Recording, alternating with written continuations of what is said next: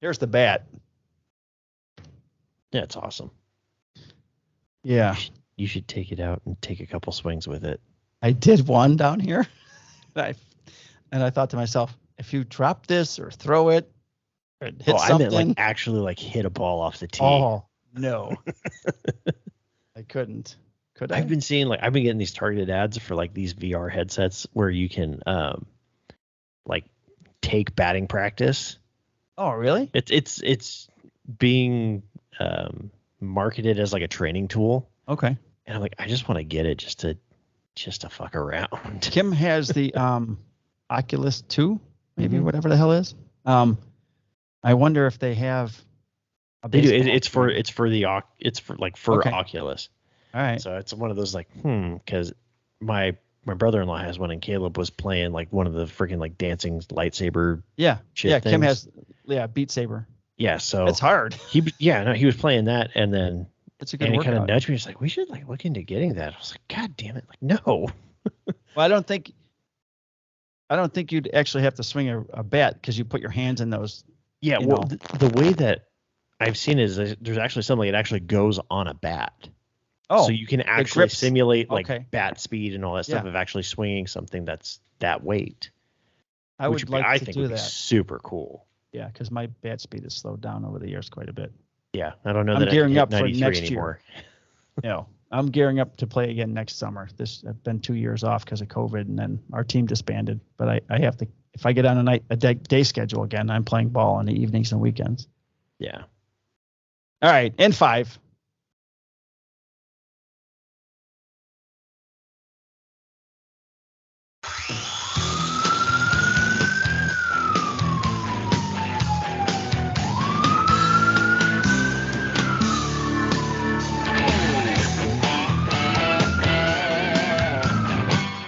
Hello. I was jamming out with a bat as a guitar. You had a guitar last time. It's still right here. Hold on. Yeah, get it. You could have done the slide, but you didn't. Yeah, I didn't. The think fake about guitar that no one in your house plays, yet you have one. Yeah. So what about it? I don't get it. It's like my wife's uncle's that she got, and she was, I'm going to learn, and now it's sitting in my hands, and now I'm going to end up freaking strumming it again. It looks like it has a deer or some kind of leaf impressions in the on the face of it. What is that a picture of? I think it's just like leaves or something. Hold on, let me get a better look at it. Yeah, I have no clue what the hell this is. Okay, all right. That would work better though for the slide and during the intro than my bat that I just used. But whatever. I saw it here and for episode 50 I'll do it. All right. You can do the drum beats and the guitar slide. Yeah. Now welcome to episode 49. The 49er episode. Yeah. Just sit in that for a second, Mike. Just soak it in. Take it in. Love it. It's the greatest ever. I'm Mike Morazzo. That's Brian Silvera. Did you just call me Brian? I did. You've been doing this for how long? I'm so shocked. The hell? You've thrown me off with the whole 49er thing. Brandon. Oh, wow. All right. Thanks for listening. My appearance fee just doubled. Holy shit. All right, welcome to the 49er episode. We're going to talk about every 49er loss in their history. Oh, God. Do we have to? I sometimes wonder that if people like take a look at the episode names and let's say they're not sports fans and they go, who the fuck is Pablo? I was going to say Pablo Escobar. Pablo Escobar. Why is he on a podcast? Pablo Escobar. Yeah, we're channeling him from the dead. Yeah, why is he called the panda? But well, you got to listen to the show to find out. Yeah. So Jackie Robinson episode. I don't know. People think what the hell's going on. Hey, if it gets people to listen, who cares? Yeah. I mean, we do have an episode called Masturbating Cops, so that's a good one. I mean, I just out of sheer morbid curiosity, I would click on that. Right. Have you taken a look back at just the title names of our episodes? Because I don't send them to you. I just you just look them up. It's like 90% of this podcast. You just make shit up, and then I find out about it later. We agree on the name normally, if like the episode numbers, like if we're going to name it after a sports person. But on occasion, I just use stuff that we talk about in the show, like the masturbating cops and guy gets attacked in the guy in the shower, or whatever the hell. Some of the episode names are actually pretty funny. Yeah, I'm going through them right now. There's like 70 on there because of the pre-show. So. Yeah, 74. Yeah, masturbating cops, Cinco de Mayo, and job interviews. Right. All of these things go together. Right. What the hell? Car chases and exorcisms. I like that. Good stuff. Hey, rookie, what are you doing? What are you doing? What are you doing? Oh, man. So we have to get back to more original names other than just sports numbers. Do we? Do we no, have to? I guess we don't have to. Whatever we're doing is working for a little while. Who? Just waiting to see if there's any. I'm going to go look and see if there's new reviews. Oh, on Apple, I don't even get to check them, actually. No, there's not. Okay. I looked. So we were going to get a couple things before we get started with. Are we doing some housekeeping?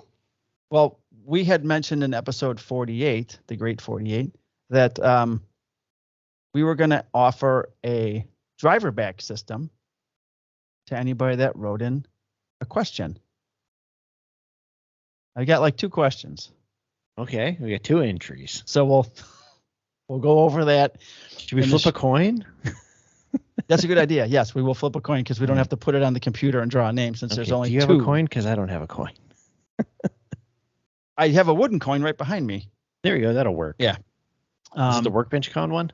No, I got one from Marty at Red Leg and then one from, I think, CWO. So also, I sent Michelle Brule of Driverback a detailed email saying, hey, we're kicking off your sponsorship, and this episode was sponsored by you, and we're going to need to send a Driverback system to the winner and crickets. I used to have crickets on here. I don't have it anymore. The sound effect. Just start pushing buttons, see what happens. No, I got the question one. There's a question in there from David Franklin from about 3 months ago, I'm sure. Let's hear. Oh, it's not lit up, which means I removed the sound in there. Okay. There you go. Good job. So anyways, if someone does win this system, I'm going to have to buy it because Michelle's not getting back to me. She's been busy, apparently. We will make sure that you get one. So they don't even listen to the show. But we have to be men of our word and honor what we said we were going to do. Yeah. So I'll read the questions to you, and then we'll flip a coin. Okay. Do we want to do that now? Or do we want to wait? Oh, I don't know. It's up to you. Because that's after the law enforcement portion. So I don't care. We'll kick off the woodworking portion let's just go with it. I don't care. You want to go with it? Sure. All right. Let me bring up my email. All right. This is what you called unplanned radio. All right. First question comes from my friend Dan. Dan writes, Mike and Brandon, the Driverback would be helpful as my kid doesn't know what bit is when I ask him for it. He doesn't know what a bit is when I ask him for it. His kid's 9, by the way. Question about the Driverback. My 9-year-old knows what a bit is. Matthew doesn't. All right. Question about the Driverback. Is it possible to shoot the driver bits out of the driver as to have it act like a grappling gun a la Batman? I like free stuff and I want a free drill G-string. That's question number 1. I appreciate the honesty. I just want some free shit.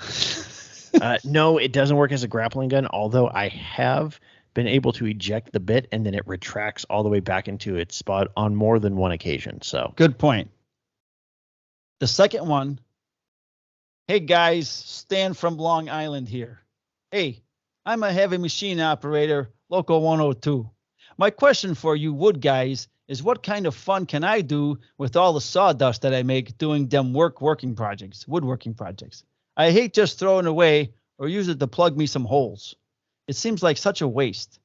Any fun things you guys do with it? Maybe bottle it up and make me some sawdust cologne that George Clooney might wear. Thanks, guys. That's the second question. I really want Stan to sound like that. I imagine just that would make me so happy. Right, me too, because that's how I picture Stan from Long Island or absolutely. New Jersey or whatever the fuck he's from. So Mike, what do you do for fun with your sawdust? I actually use it with glue to fill. He said holes other than that. Oh, jeez. Oh, you know what you can do with it? You read the damn question. Twice I read it. You can take the sawdust, and I like to, my mother-in-law, I would give it to her, and she would take egg crates, not the plastic ones, but the actual like the fibrous, biodegradable stuff.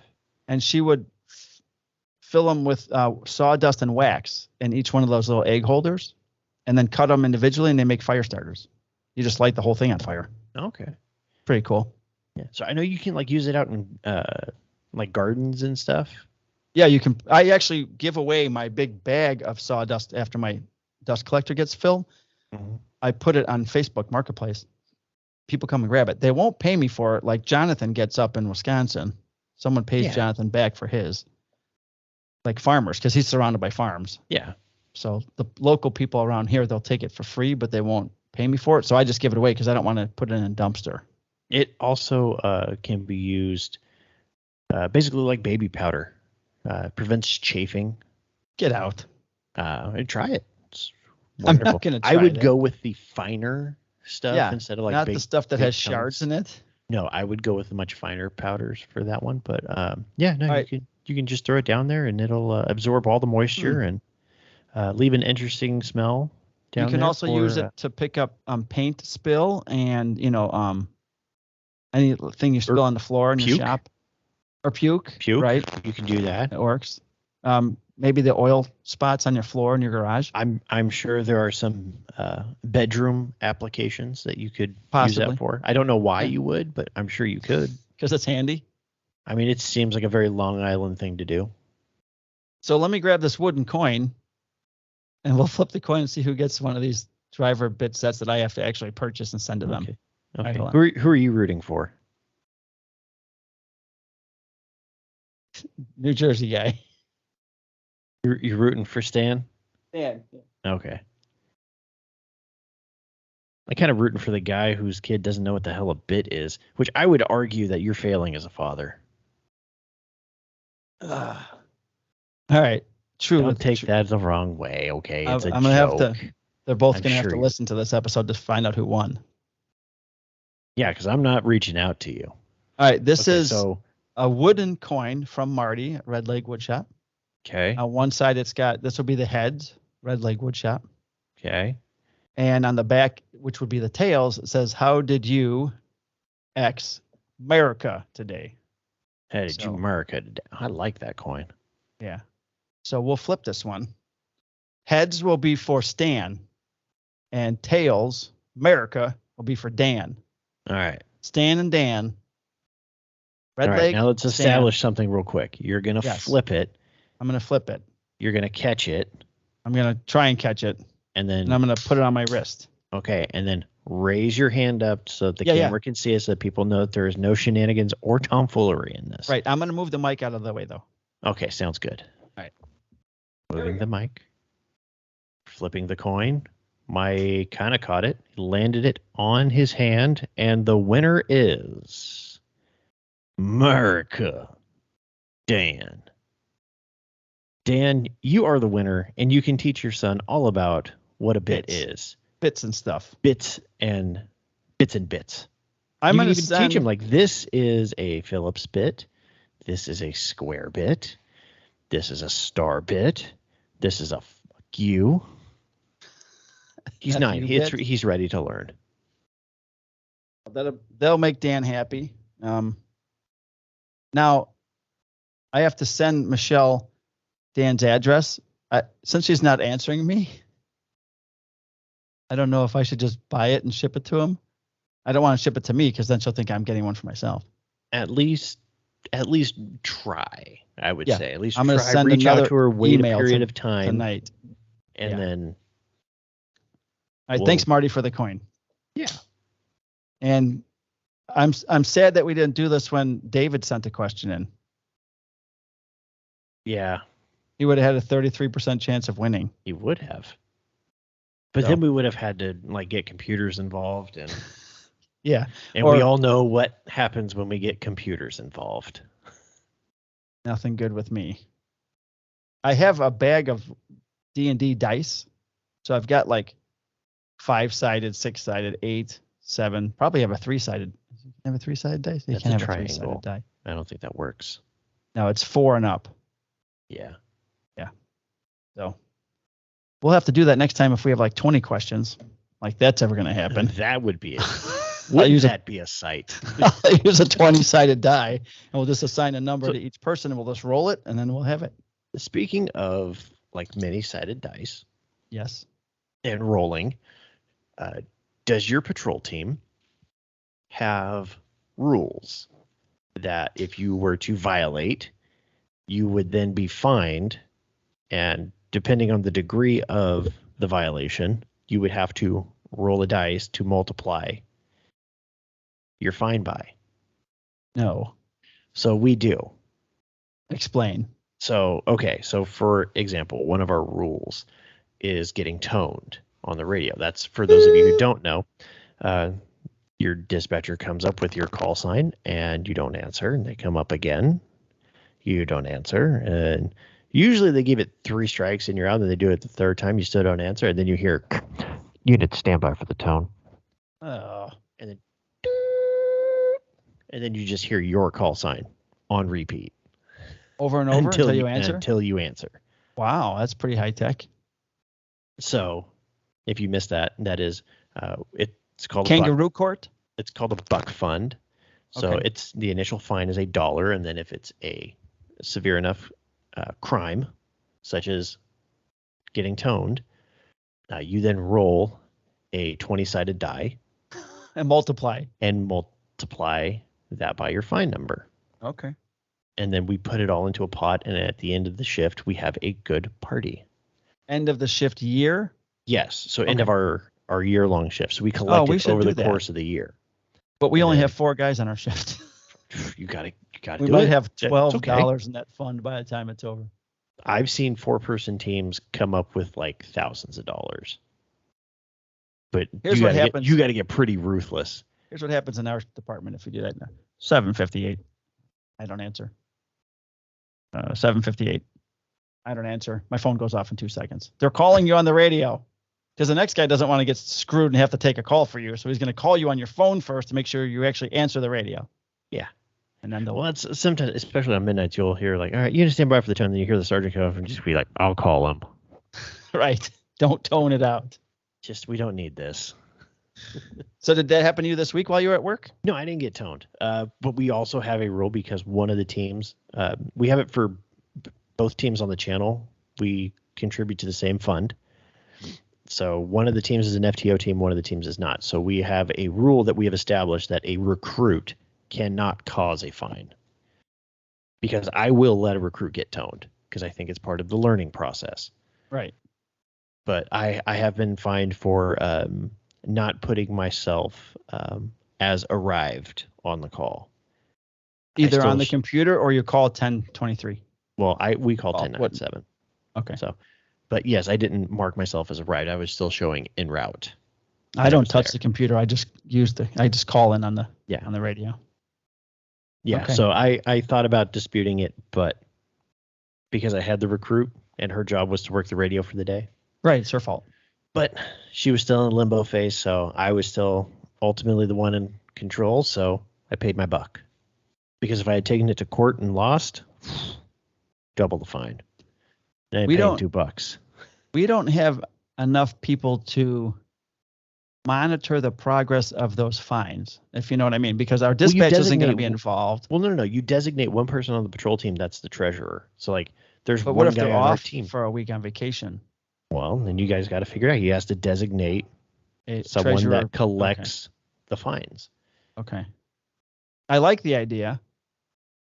Because then you guys can go out to like a real nice dinner to like celebrate. Like, hey, it was great working with you guys, and we're all going to go our separate ways. And yeah. So I've seen teams fully fund like dinners at 5-star restaurants. I've seen trips to Vegas fully paid for. Wow. I've seen trips to Tahoe paid for and bail money paid for. Not supposed to get into that part. Well, it wasn't my team. I wasn't a part of it. Oh, I have a question for you about your work. You posted. I have an answer. You posted on your Instagram stories a picture of an officer, and I don't know what that was about. Sergeant Paul Castillo suffered a major medical event this past week, and unfortunately on Wednesday passed away. Oh, I'm sorry. So he looked rather young. He was about a year away from retirement. His son had actually gone through my car when he was in FTO for just a couple of days. I was a stand-in FTO for him. But good kid. And I think technically this is considered hazing. Swing shift, right? So his dad worked swing shift as well. So before we left, we had a day where we overlapped with him. So we made him walk over to his dad while his dad's doing the team meeting. And bye, Dad, I got to go to work. And then you just hear us yelling from across the room. Aww. Tell him you love him. I told you my dad was dispatching for us. I'd come in the afternoon. He was doing day shift. And if I had to come in and grab a car right away, he wouldn't see me because normally I'd walk in right past them because that's where our dispatchers used to be in our building. But if he gave me my first call of the day, he'd say 7:58 and I'd answer and then he'd go, do this, that, and the other. And I'd go, okay. And he'd go, love you, son. And I'd go, love you, Dad. And then the 4 other towns in the band, they all key up on the radio. Yeah. It's cool to work with your dad in the law enforcement setting. I can't imagine what it would have been like to be in my dad and myself on the street together. Would have been awesome. Yeah. Well, I asked him, I go, hey, are you going to ever bid your dad's team? He looked at me and goes, hell no. No. He goes, no. He goes, maybe I'll work for him like one of the overlap days when we get like moved over to different parts of the city. He goes, maybe that would be kind of cool, but no. I wanted to work with my dad. Yeah, no, he was a good man. I'm sorry for your loss. We got to actually, so the procession, they grabbed a bunch of people from the city. Me and my recruit weren't part of the procession, but when he was brought back into the city, the funeral home that he was brought to was in our district. So we gathered up everybody on the channel and we all welcomed him back. So that was pretty cool. Did they do the end of watch tone on the radio? No. You know what I don't know if they're going to. No, I know what you're talking about. I don't know if they're going to do that day of the funeral because I know that's kind of when they usually will do that. Oh, okay. It'll go citywide, right? Yeah, and they usually do it for retirements and stuff too. They'll break in and say like, hey, everybody hold what you got. Yeah. So it was it was an emotional time. One of my best friends that I work with, that was his boss last shift. Oh. And then he had just talked to him because he's the report writing like sign off sergeant at the end of shift on Saturdays. So he had just seen him just a couple days before he suffered that medical emergency. Did it happen at work? Not that we know of. I think it happened at home. But it was, it was real sudden, and there was a brief moment where it looked like he was going to pull through, and then he just took a turn. Wow. So I don't comment if I see it on. I figured it was something similar to that, and I didn't want to send it to you in a stupid message, so I wanted to wait until I saw you in person. Well, this is in person as we get. This is as close as it gets. Until one of us flies out to the other coast. Yeah. All right. Did you have any daily dose of depression? Yeah, this time it was you, not me. Thank you very much. Yeah, but you brought it up. Yeah. So, anything else happen at work? Did I talk about the child sexual assault last week? Yeah. Okay, good. I don't want to talk about that anymore. No. No, it was. Oh, we arrested a 74-year-old person for domestic violence. Get out. Yeah, female, self-admitted Karen even. Oh, really? Yeah, she was just having a conversation with her. She's like, I'm kind of a Karen, and like, I mean, I get it. Like, she's kind of like the stereotypical like Bay Area left leaning person. Okay. So I was like, I'd like just reading the bumper stickers, walking up to the house. I'm like, oh, this is gonna be just wonderful. Those are people I want to put cuffs on, though. No, like she was a pleasant enough 74? 74. She'd been married to her husband for 40 years. And I guess said something while she was at the doctor's office, and the doctor's office, mandated reporters. They call us and like, hey, you guys might need to investigate some elder abuse stuff. I'm like, okay, whatever. Thinking that like she's going to be the victim, right? Right. So we roll up and we're talking to her in the backyard. I'm letting the recruit do the whole thing. She's like, so tell me what's going on. She's like, well, he just keeps pushing me and pushing me and pushing my buttons and pushing my buttons and pushing my, and I walloped him. Like, wait a minute, what? Like, what do you mean pushing you? Like, he just keeps like, just like, he's always got to get the last word and this, that, and the other thing. And I just couldn't take it anymore, so I hit him. Really? Yeah, and I kicked him, and then we were tussling over a broom. I'm like, so what brought all this up? And I took my cast iron frying pan. Yeah, I'm like waiting for him. Like, good God. But you're gonna love this part. So I was talking about like, like, oh yeah, I mean, because of COVID and stuff, there's lots of stressors and all this stuff. While like I'm trying to think right. Because this is not something that freshly happened, although it is freshly reported to us. And she's 74. Right. How long ago did she do it though? The most recent event was like 2 to 3 days ago, but the most egregious event was 2 to 3 weeks, and he still had the bruise. So that was kind of like the final deciding factor of like, we're not going to write this and route it to the DA's office. She has to go. But we're talking about stressors and stuff, and she goes, yeah, and then we took in a homeless person. And then again, I'm kind of like, yeah. Like I'm kind of like looking down, like thinking my way through things because my recruit like hasn't had a very straightforward case yet. So I'm just like, all right, let me just kind of think. Yeah, we took in a homeless person. Like, you did what? Yeah. I'm sorry, what? Yeah, I'm sorry. I must have heard you wrong. You said you took in a homeless person? She's like, yeah, it's Freddie right there. And it's like, sure enough, there's this black guy, and apparently his name's Freddie. He's an older guy. He's got about 2 teeth. They're both on the bottom. And just like a red hair in a fro. It was something. His name's Freddie, not Reddy. Yep. That's not red. Nope. Okay. They're like talking to him. It's like, yeah, they argue and they get loud, but I don't never see it get physical. But I stay in my room and I just kind of stay out of the way.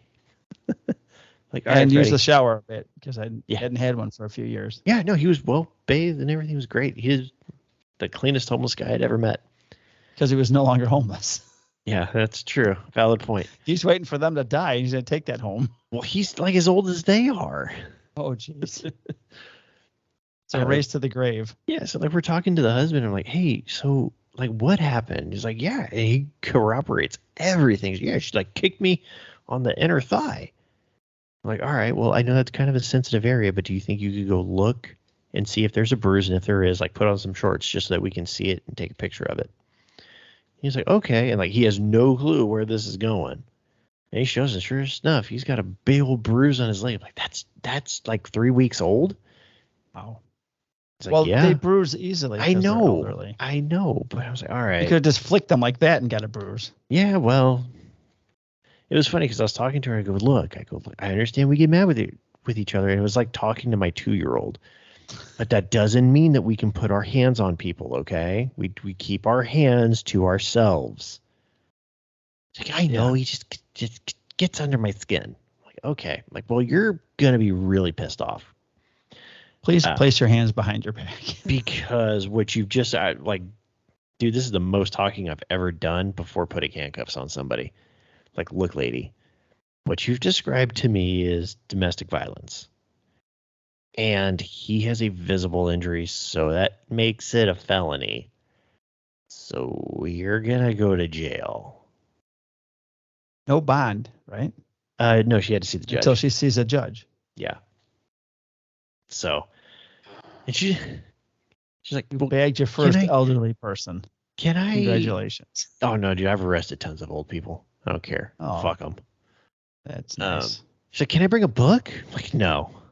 Do you think they'll have the TV? Do you think they'll have TV? Will I be able to see TV? I'm like, I think you got bigger things to worry about. She goes, it's the January 6th hearings. She probably doesn't have bigger things to worry about because they're not going to keep her. No, they have to keep her till she sees the judge. And this happened, like, we arrested her at like 5, 6 o'clock. Like, judge is gone, dude. She's staying the night. What day did you do this? Oh, yeah. But then the next morning, right? Yeah, like around lunchtime. That's when they do all the arraignments. You're an elder abuser. I don't fucking care. I only charged her with felony DV. I didn't do her for elder abuse because she's also an elder. Right. Well, all right. I hope you feel happy about yourself. No, I actually had to have a conversation with my recruit afterwards of like, look, there's going to be a lot of these DV ones where you walk away going, I don't feel good about that. I go, and it's okay if this is one of those times. Just don't worry. It won't be the last time you feel that way. Yeah, right. Yeah. Then we went to a kid that got stabbed like 5 times. Where at? Not like where was the location of the city where he was stabbed, but where did he get stabbed on his person? Just on his back. In his back. Okay. Yeah, when they went to a non-trauma hospital, and the hospital that's in my beat is a trauma center. So he gets transferred there, and the transferring hospital is like, it's life-threatening. I'm like, God damn it. Like, great. I'm going to have to sit on a freaking dead 15-year-old. Like attempted homicide type of stabbing? Well, that's what it sounded like. Yeah. So we jam over to the hospital, and we go over to the trauma room, and he's like sitting there, and they're looking at the stab wounds and stuff. I'm like, I try to let them do their thing, but I know I have to get pictures and like at least put eyes on it. I look, it's like, yes, there are 5 stab wounds, but they are not that bad. Oh. I looked at it and I just laughed, and I looked at the doctor. And I go, this isn't life-threatening, is it? She goes, I have to do a chest X-ray just to make sure that like lungs aren't collapsed. But right. She goes, but look at him. I go, hey, look, I just need a doctor that's willing to put their name on it. Like, yeah, let me do the X-ray real quick. Was this a gang thing? I think so, but the kid won't cop to it. He doesn't talk like a gangster. It could have just been a teenage Hispanic male walking in the neighborhood that maybe didn't back down when somebody chirped at him, and I don't know.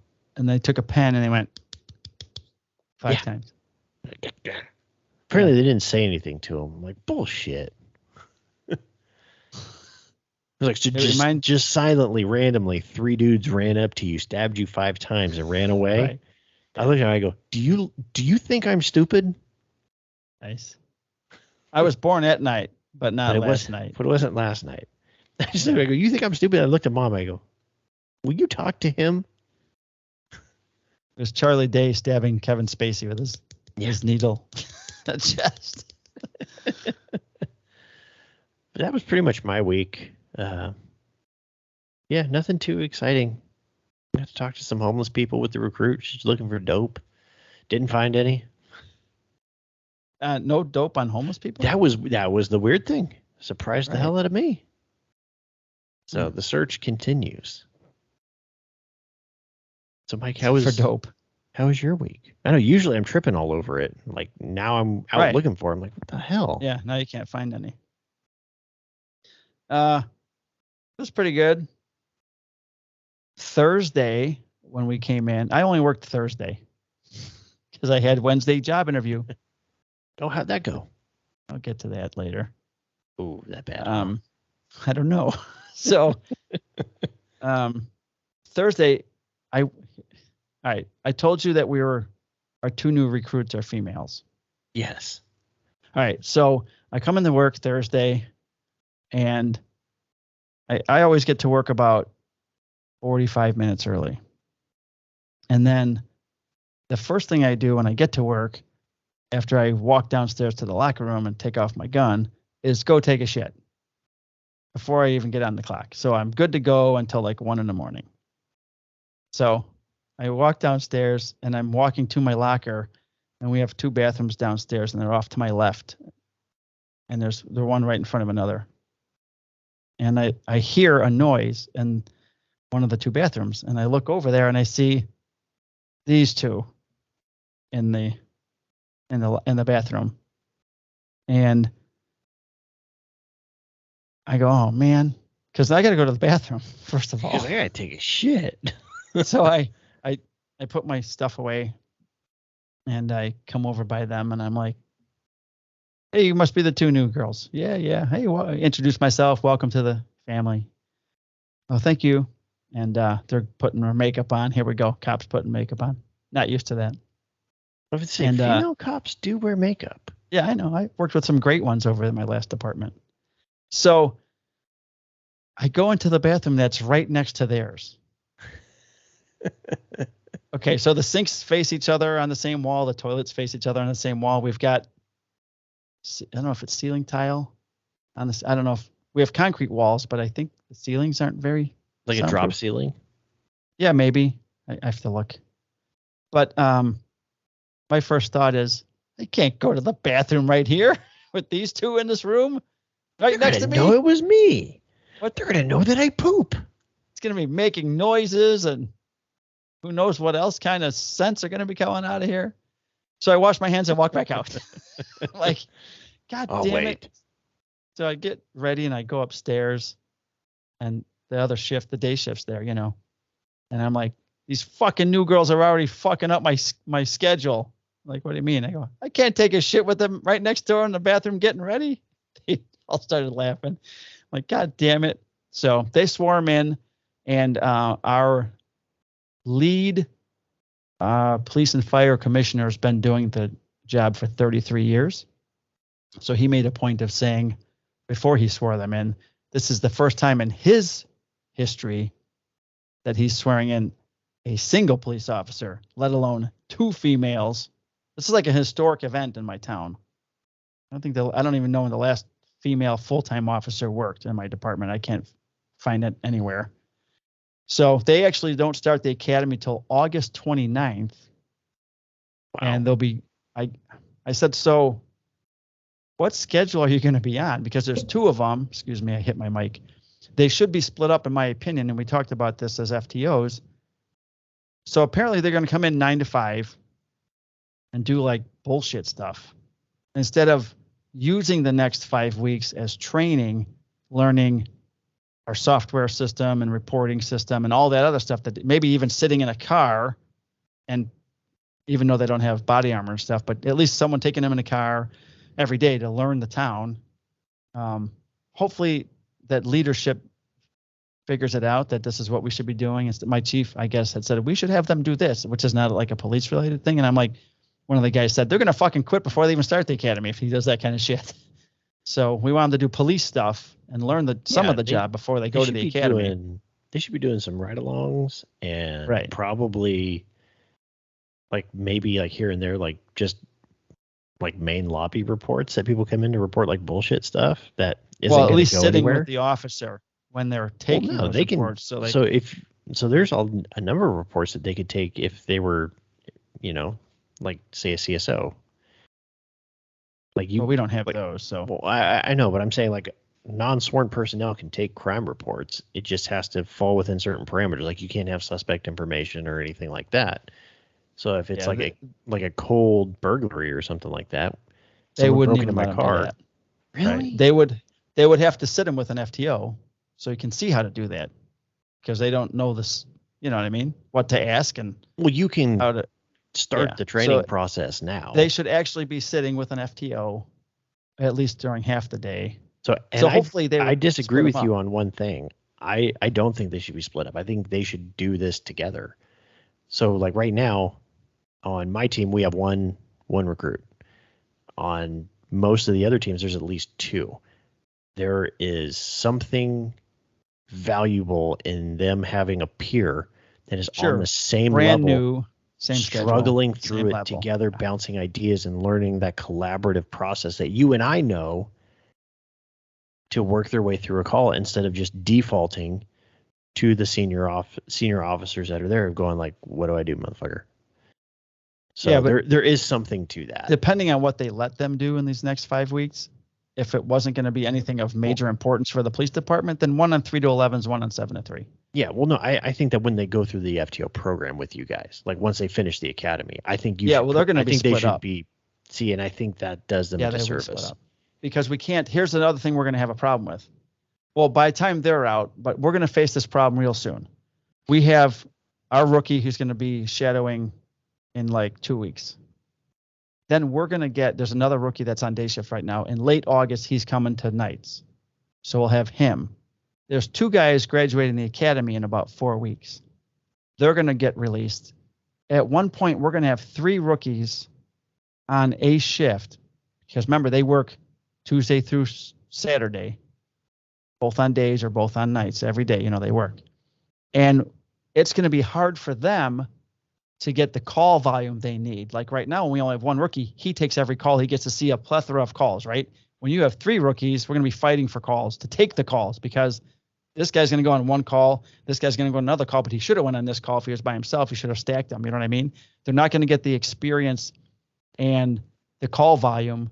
Well, that variety falls on the calls. FTO to go, hey, my guy needs to go to this. Right. You guys already taken like 6 of those. Right. Why don't we take the primary on this one? You guys go handle that other thing. Right. It's going to be a pain in the ass doing all that, but that's how we're going to have to deal with 3 guys on it. And then the next 2, it's going to take FTOs triaging things and doing the whole FTO thing. Well, we know how to do that. But an FTO since you were born. When were you born? 87. Okay, not that far along. But no, like we do that all the time. Like citywide, because our rookies have certain reports that they have to have signed off. Like you have to take a sexual assault, you have to take a robbery, an assault with a deadly weapon, a death investigation, crashes. Like you have to take these things, otherwise we're not going to release the program. Of course, yeah. So they'll go citywide when one of these things come out. Like, hey, is there any recruit car on the channel that needs a sexual assault? And then the FTO looks at what time it is and goes, right. Don't forget, we have attaches to that. A smaller department than you. No, that's what I'm saying though, is like if one guy because there's, it just as well as I do, there's themes to every week. Like, oh, hey, apparently everyone took their DV pills today, so we're all taking DVs. Or everyone took the crazy pills. We're all putting people on psych holds. If one of them has done a plethora of DVs, then there's no harm in swapping them out and saying, hey, you do this one. You haven't done a death investigation, so go handle the overdose. Right. I'm sure we'll be flip-flopping quite a bit with those. And it's just the FTOs managing the case volume. And I think I'm still going to be around for most of that. So other than that, first of all, I just got an email from David Franklin. He said, I know I'm late in sending this in, but I figured better late than never. No worries with not making it into the giveaway since the deadline was yesterday. I figured as the super fan, I'm obligated to enter the giveaway. Otherwise, I might lose my title. LOL. And I'll read what he said later. Okay. He can't be in this one. We've already given it away to Dan. Dan's the big winner. Yeah, but I'll save his entry for the next giveaway. No. He doesn't get preferential treatment. Right. No, you're right. He's got to put his pants on one leg at a time, just like everybody else. That's fair. I put my pants on like the rest of you, except when I do, I make gold records. I will accept it if he just copies and pastes it and resends it when the next giveaway opens. That's fine. All right. So and I won't even penalize him. I had this call for a female banging on the door of her boyfriend's house at 3 a.m. Nice. Okay. She's drunk as fuck.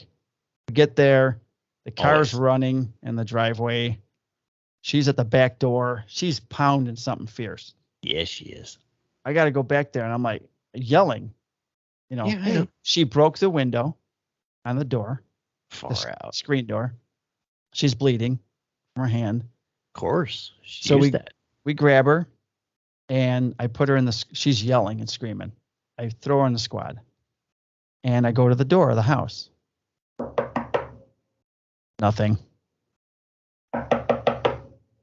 Nothing. I'm like, what the fuck? Does this guy want to file a complaint or what?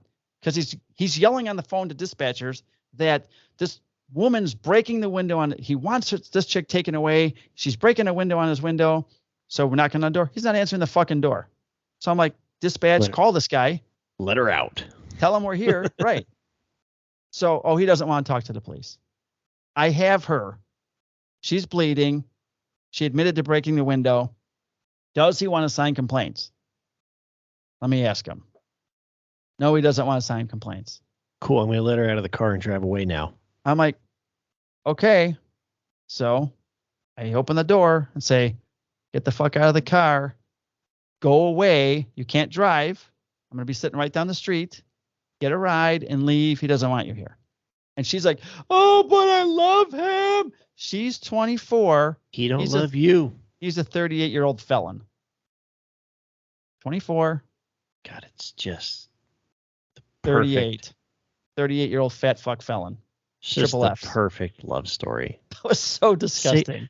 And once again, Mike says no to love. We dealt with this chick all night. Let them live. We went back 3 times. And finally, on the last time, it was 6:30 in the morning. And I said, fuck you, I'm just arresting you now. Because now you're starting to bother the whole neighborhood at 6:30 in the morning. So I cuff her up. And I was going to give her a DC, disorderly conduct. And then he calls the PD while I have her in the car and tells me not to arrest her again. I'm like, what? All right, listen, dude, don't call us anymore. Here she is. I let her out. No. On you. We're done with you. Now you arrest him for misuse of 911. Yeah. So we had to deal with her like all night. And it was absolutely ridiculous. And I couldn't get over the age difference and the person without a record falling in love with some fat slob who's a felon. I guess love has no boundaries or no eyesight or something. It's blind. Love is blind. That's it. They have no eyes. That's what it is. Disgusting. And then the rookie, I took him on a call real quick for his FTO was on some paperwork, and they got a call of some kids on a roof at one of our Catholic schools. So I said, I'm like, hey man, come ride with me. We'll go on this one. And Gio said to me, make sure he handles everything. I'm like, yeah, of course. I know what I'm doing. Gio, I'm not doing anything, dude. So you think I'm going to do stuff? No. I did tell him he had to sit in the passenger seat though, because I didn't take my Dramamine that day because I didn't plan on having a ride along. So we jump in the car, we drive over there. And as I'm pulling in the driveway of the church school, there's like eight kids walking towards me with bikes and skateboards and soccer ball. And I go, hey man, they come up on my side of the car. So I'm talking. I'm like, you guys up on the roof? They're like, no, but those 2 guys were. Like he just threw these kids under the bus. Like, damn, you a snitch. I'm like, wow. Okay, thanks a lot. He goes, we're just playing soccer in the field. We know it's late and it's getting dark, so we're gonna leave. Okay. We don't want to get shot. So you roll up on those 2 kids, and they're just standing there. They were gonna leave, and then they saw us, so they like ducked back behind a fence. Crap. And we rolled up on them, and I'm supposed to let the rookie do everything, and I'm like, right off the bat, I can't shut it off. I'm like, hey man, what's up? Nothing. Are you guys on the roof? Yeah. I'm like, what? What were you doing up there? Why? I'm just checking it out. How'd you get up there? Moved a garbage can. Show me. Oh, that one right there. All right. You going to do that again? No. I go, someone called on you. Why? I go, it's illegal. And the kid goes, how? And then the rookie goes, it's trespassing. I'm like, hey, the rookie got it. Hey, you know something. And I go, and you could fall and kill yourself. Oh, I never thought of that. No shit. So sorry. So I said, listen, man, just beat it. Make me a promise this is never going to happen again. Okay. All right. Bye. And then I looked at Rookie and I go, oh, wait, you were supposed to handle this call. Sorry. I said, don't tell Gio. He's like, okay. We got back. Gio's like, how'd it go? I go, oh, he handled everything fine. He was perfect. Handle it like a pro. Like a pro. Like he knew what he was doing. He'd been there before. So other stuff we'll get to later. All right. We have 3 names on the Officer Down Memorial page at odmp.org. if you want to follow along while you're listening, if you can, not if you're driving, don't open up your phone or a computer in the car. But if you are at home, go to that page. I'll give you a second to get there.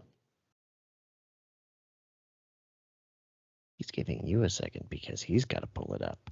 I got it right here on my third computer, if I count my phone as a computer. All right.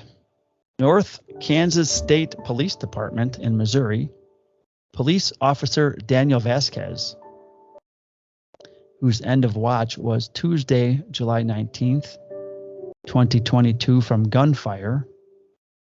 Police officer Daniel Vasquez was shot and killed while making a traffic stop near the intersection of 21st Street and Clay Street at about 10:40 a.m. The driver of the vehicle shot Officer Vasquez before fleeing. A backup officer who arrived at the scene began CPR before Officer Vasquez was transported to a nearby hospital. He succumbed to his wounds a short time later. The subject who shot him turned himself in at the Kansas City Police Department approximately 3 hours later. Officer Vasquez had served with the North Kansas City Police Department for 2 years, and he was 32 years young.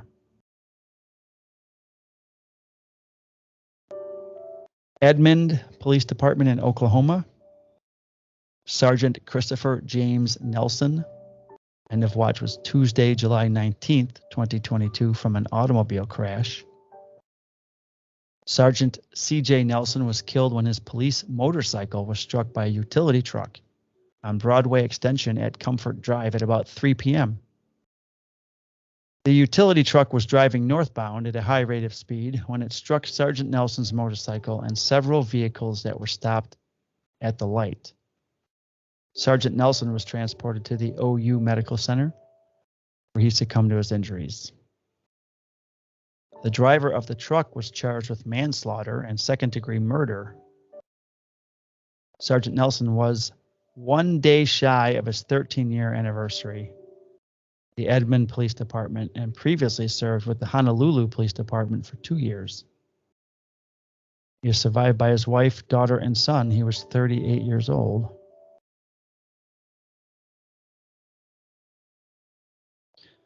Rochester Police Department in New York, Police Officer Anthony P. Mazakiewicz. End of watch was Thursday, July 21st, 2022 from gunfire. Police Officer Tony Mazakiewicz was shot and killed while on patrol on Bauman Street at 9:15 p.m. Officer Mazakiewicz was transported to Strong Memorial Hospital, where he succumbed to his wounds. His partner was shot in the lower body and transported to Rochester General Hospital, where he was treated and released. The subject fled and has not been apprehended. Officer Mazakiewicz had served with the Rochester Police Department for 29 years. He was survived by his wife and children. He was 54 years old.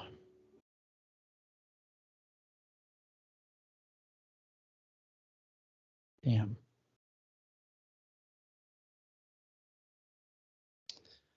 Wow. Yep.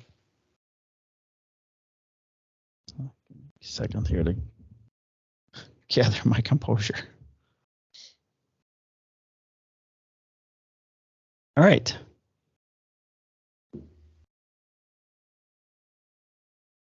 So, on to some other stuff that we do to take our minds off shit that happens in the world every day.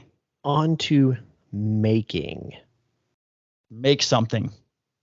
No, I think that's already been taken. I don't think we can use that one. Might have to pay somebody. We can't make something? I don't think we can use that as like our thing. Let's make something. What is that from? What's his name? David Picciuto? That's his like whole YouTube thing. Oh, really? Yeah. Okay. I don't know. You're right, but I'm making something, so it's not illegal, right? Okay, but like you're like make something. Like that's his thing. Like I'm pretty sure that like, if he's smart, he's gotten some sort of trademark or something. I don't know if you can. I don't know if you can either, but I don't want to get a cease and desist letter, Mike. He's not listening, please. If he is, he can be. Let us know so you can be a guest on the show. Yeah. If David, if you are listening and you would like us to stop saying make something, why don't you come on the show and tell us? I'm gonna text him and let him know that we mentioned him on accident, and now we might owe him some trademark. I like how you just like real subtly was like, I'm gonna text him because he and I go way back. We're like actually best friends. In fact, I'm gonna text him right now. Okay. So how do you know him? Because apparently you know fucking everybody. I don't know everybody. I mean, it seems like you do. No, I just know many people. That's all. All right. So, well, let's hear it. How do you know him? Just met him on Instagram. You know how it goes. I'm not gonna get involved with that. I reach out to people. Awfully cagey. Like No. Maybe there's we had a picture thing. that has been sent to somebody else. No. Just through here and YouTube stuff. So. Oh, okay. So I'm impressed that you have his phone number. I don't have his phone number. I just was gonna message him. That's not texting. I know. I forget because I text messages and you're old. I didn't know what Pornhub emblem was either until you and Marty. That's true. Or at least I won't admit to it on air. No, I saw your reaction. That was genuine. I have no clue what this is. I didn't until you showed me Marty just laughed his ass off when he saw that. Yeah, I know. And I'm sure you've gotten very familiar with that site. I have seen the site. I haven't. I've got a permanent tab opened on my phone. What are you working on? Swallow. I finished something today. You wanna see it? Yeah, let's show the cameras for people that didn't see the pre-show. So I actually remembered to bring something upstairs. So like this room that I'm recording in is on the second floor of my home, and my garage is not.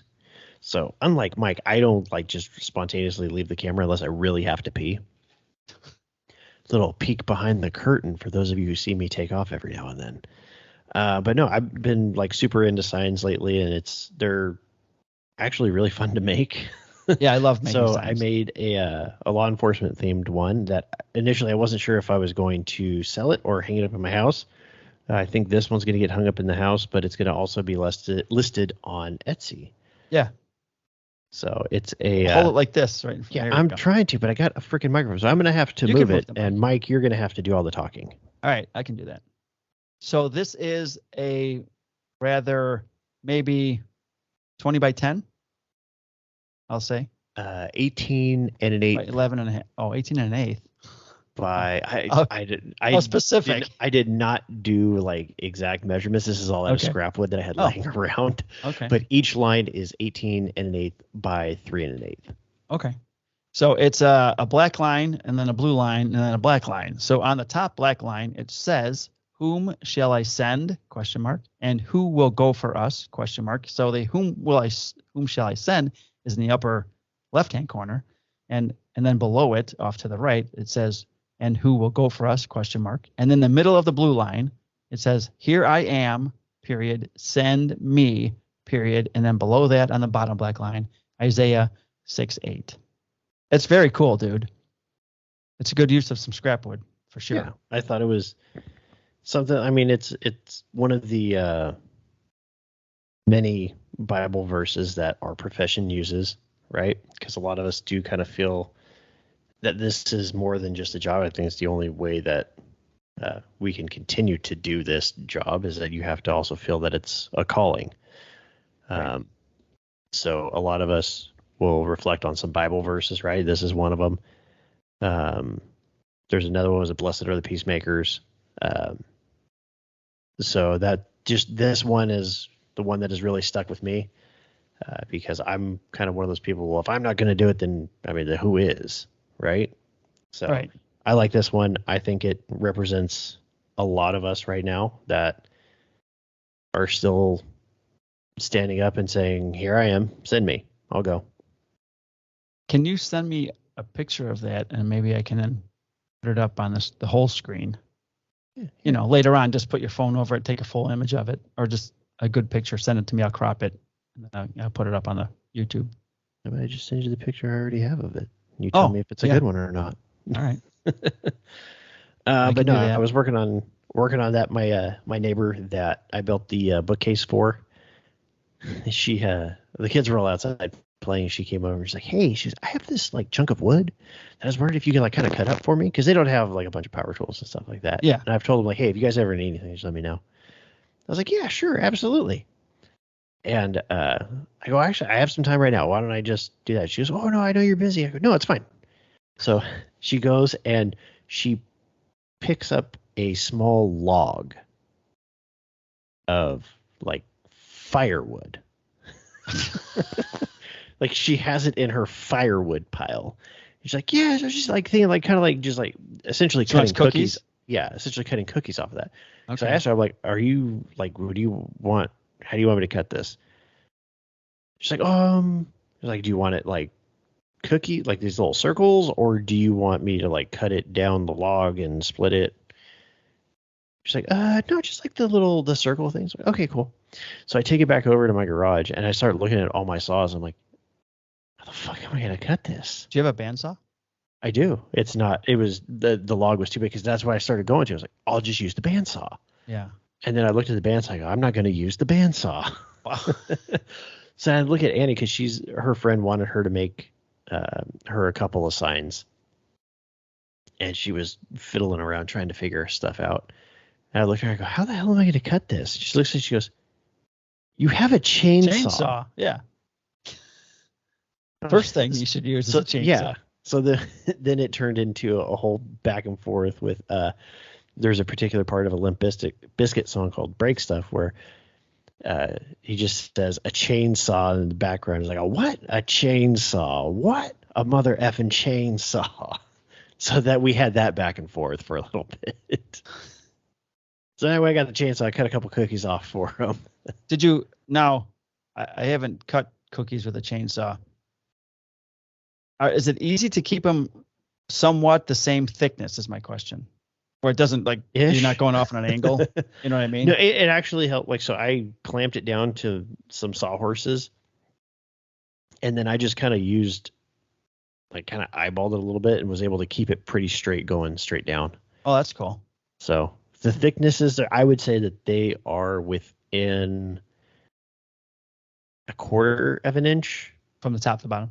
Well, I mean, they're within a quarter of an inch thickness to each other. So that's cool. That was fun. And then, I've just been kind of fiddling around making signs and trying to use up scrap wood that's in the garage to try to come up with little things I can make. So kind of default to signs. And then when I built our baby gate, I ripped that rounded edge off of a bunch of 2x4s. I had a bunch of like these 2x4 slivers that are rounded. And I was like, what the fuck am I going to do with these? Like, come on. What am I going to do with this? And I ended up started cutting them in there. So like I made like these little crosses.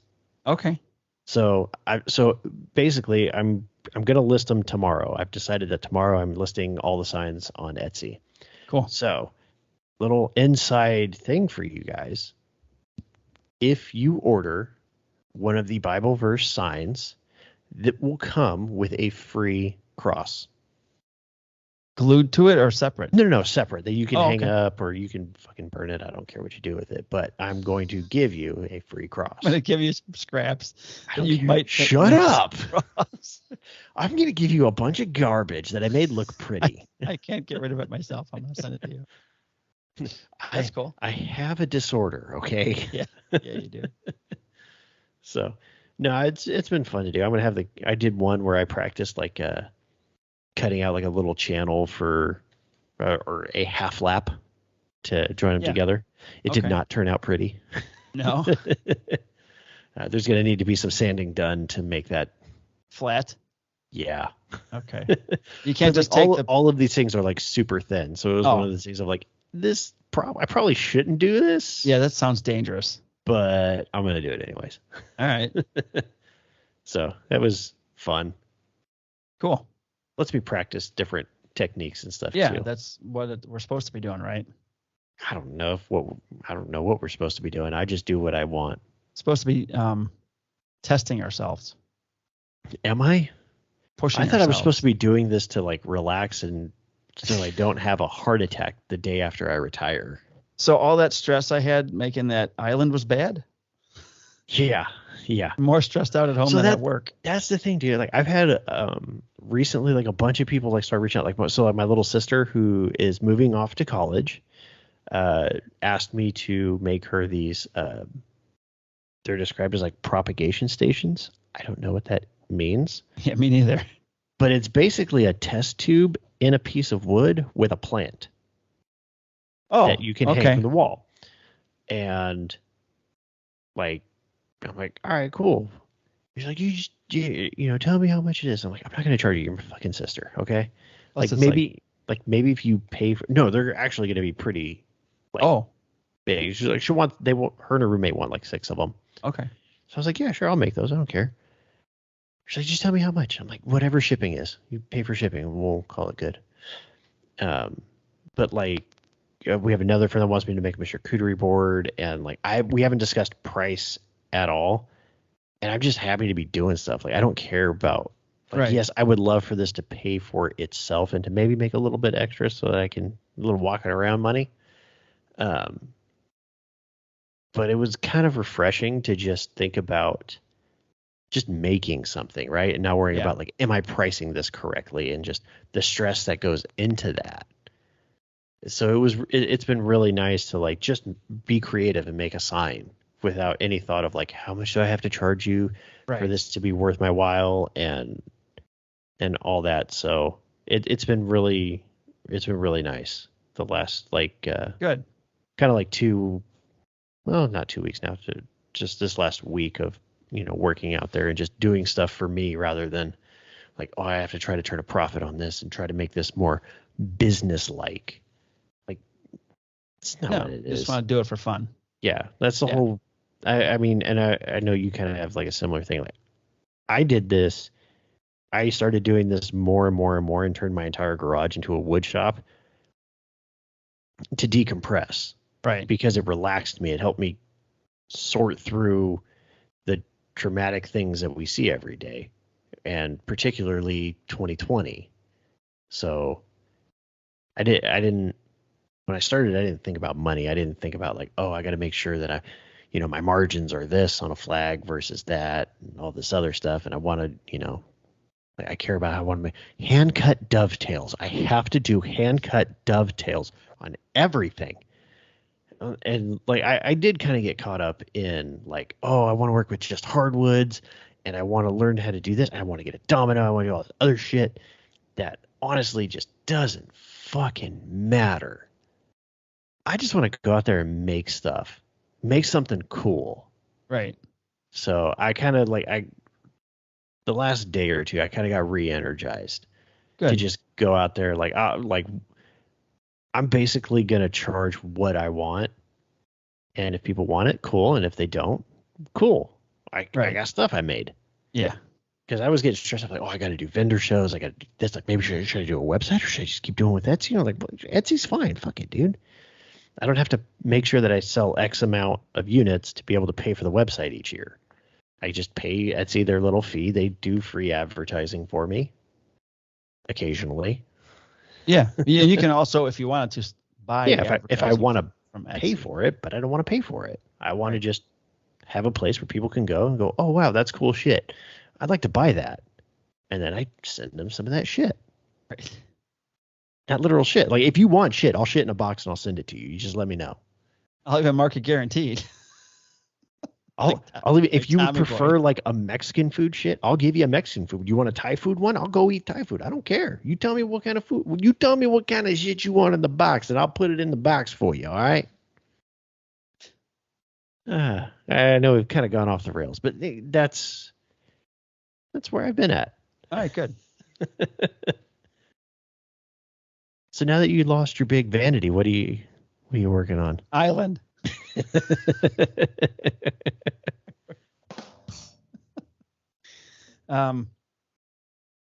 Well, I sold the mortiser, was working on getting that out of the shop. And make sure you listen to the pre-show to hear that story because it's actually Right. really cool. And I got my SurfPrep vacuum in, which I'm looking forward to opening. That's pretty cool. I want it so bad. Very excited to open it. So badly. I need to get this fucking credenza thing picked up so that I can collect the other half of the payment, and then Right. I'm either getting the vacuum or I'm getting the Orbital. The orbital sander. Nice. I also signed the affiliate contract with them, so that was this week. So basically, you work for SurfPrep. And now I work for SurfPrep. I'm part of the SurfPrep family. Yeah. I'm like a stepchild. Yeah, you are. You had to before me. I finished the Chicago flag, and it turned out great, man. It's funny because I love that blue. It is really pretty blue in that flag, and then it's actually a paint. So those flags are burned and painted, but I thinned down the paint with water, so it's like a stain. Okay, and then I put it on, and it allows the burn to come through. So it's just thinned out, really. It's like two or three coats. Have you ever tried the going and getting the tintable stains? But I can't find that blue in a tintable stain. And Ramiro So what you can do is, and I don't know about Menards, but I know for sure with Lowe's and to a degree with Home Depot, all you have to do is you get the tintable base. Yeah. And you take it to the paint counter. And you say, hey, I want this specific color. And they can do that right then and there. I'd have to ask them because I would like to get that in a stain, which would be easier than how I have to do every time I make a Chicago flag or bottle opener. I got to go through this whole process with paint and a water and mixing and all that other bullshit. So yeah, I do that because if you look in the stain section, and I don't know what kind of selection Menards has, but I use like the Minwax one, right? And it'll say like tintable, and it'll say base. Right, I use a tintable base for red and a blue and a black. Yeah, so you can, and I know you can buy the like was it semi-transparent or whatever, like blue or red. Well, they also sell just the base, which I think is just white. Okay. And then you take it to the paint counter and you say, hey, I want like crimson red, or I want like because I had to do that when I made my father-in-law, my brother-in-law their Dodger home plate flags. I had to get Dodger blue. Right. So I got the tintable base, went to the paint counter, and said, hey, can I get this tinted to Dodger blue? And I actually looked up like all the different color code for it in case they needed it, but they actually had it like on file. They just typed in. Okay. He's like, yeah, sure, no problem. Oh, no shit. So it is something to where you can do custom colors. Okay. Because I got that color from Ramiro at Blue Lives Matter, Chicago. He does all the Chicago stuff. He's a Chicago cop and does all the Chicago flags. So he sent me a picture of that paint that he uses because he paints his, doesn't stain it. So I'd like to see if I can get it stained. So I finished that. And the cool thing about it is it's for this kid, Tony, who's my daughter's age, and they grew up together. And Tony lost his parents a long time ago, and he was raised by his aunt and uncle, and his uncle passed away, and he's had a rough going, but he's a pilot now, and he just went up to Michigan, came back from getting another certification. The weather, took the classes, but before they could fly to get the cert, the weather came in, and it's been postponed for 2 weeks. But I haven't seen him in probably, I'll say 7 or 8 years. And my son's just by chance, is going to be going rollerblading with him tomorrow. So I asked Hunter if he would bring the flag to him, and he said yes. But then I called Tony and said, listen, I can have Hunter bring you the flag, or you can drive to where I work to pick it up, which would be a 30, 40-minute ride on Monday or Tuesday. And he says, well, I really want to see you, so I'll just come up and get it when you're at work. So he's going to come up and see it, grab it on Tuesday, and I'll actually get to see him for the first time in like 7 or 8 years. So it'll be pretty cool to see him. Kim and I are both very proud of him, and he's a tremendous young man. So it's cool to see him. I'm glad to get that knocked out. And it's funny because I came down in the shop after finishing that, and I'm doing this, looking around. I got other stuff, but I'm like, there was this big weight taken off my shoulders with that island. And I thought, oh, I can relax for a little while. And then I get the phone call from my buddy Johnny, who gave me this Kyle Schwarber autographed bat like maybe 16 months ago to make a bat case. You've had this thing for 16 months? At least a year. Yeah. If not longer. You need to maybe a year. That. And it was way down on the list because I had like 50 flag orders I was waiting to do, you know what I mean? And other stuff. So he texted me and he called me and said, I want to give that to my brother for his birthday. I'm like, okay, when is it? 3 weeks. Shit. I mean, like, to be fair.